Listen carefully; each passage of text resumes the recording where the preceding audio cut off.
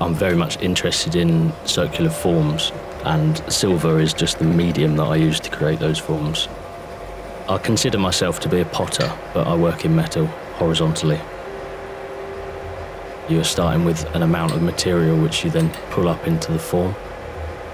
Apart from when you trim the edge, there isn't a removal of material.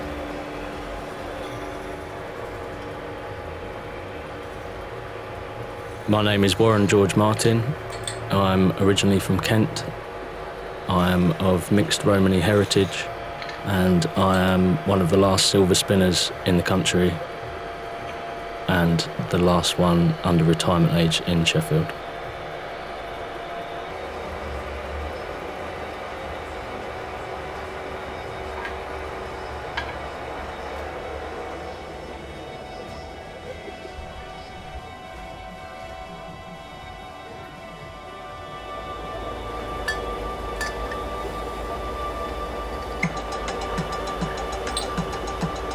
The thing with spinning is that it is learned through feeling, and you have to learn to feel the material via your armpit, which is where the tool is placed, and your armpit isn't really designed to feel much.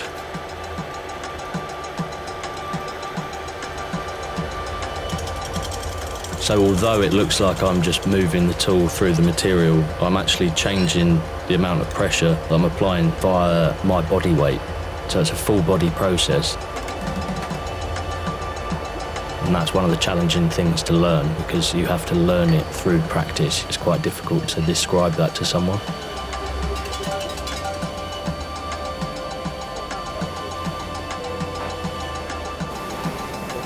The metal that I'm spinning is worked cold. During that process, it work hardens. To soften the material, we use a process called annealing. If you overwork the material can crack, so it's important to recognise when the annealing needs to be done to avoid overworking the metal.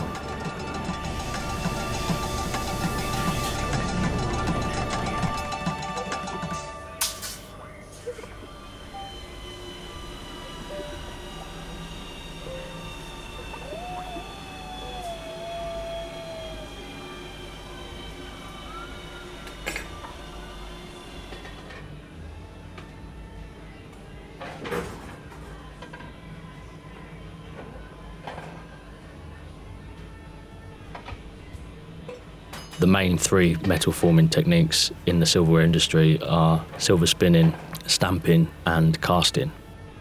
So those components will then be given to a production silversmith who will assemble them and dress them and build them up into the piece that it's going to be.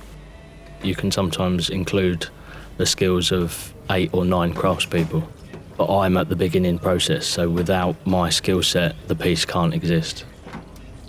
It's important to remember that a lot of the stuff I make will not be credited to me, and that's quite a humbling thought.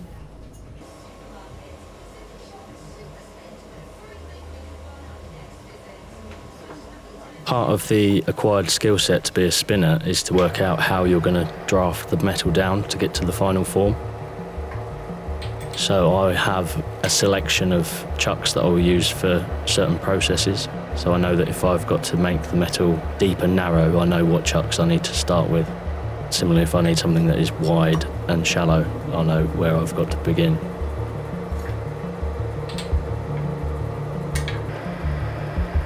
So we are always striving for perfection, but we have to remember that the pieces are handmade.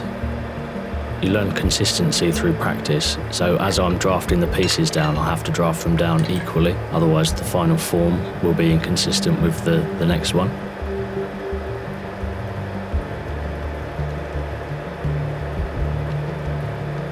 It's a craft that belongs to the past, but does still have relevance in today's society.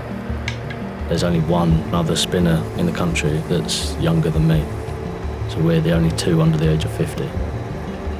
If I don't have an apprentice one day and pass my skill set on, then it will go extinct.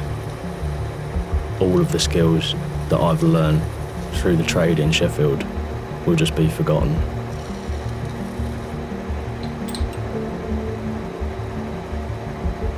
Because I'm one of the last, people try to put you on like a pedestal, like you're some sort of really special person, but looking back, like there would have been loads of spinners in Sheffield and I'm just another spinner.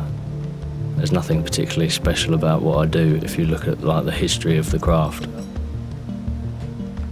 We see it a lot in Sheffield that a lot of master craftsmen go to their graves without passing their skills on, and for me that's very sad.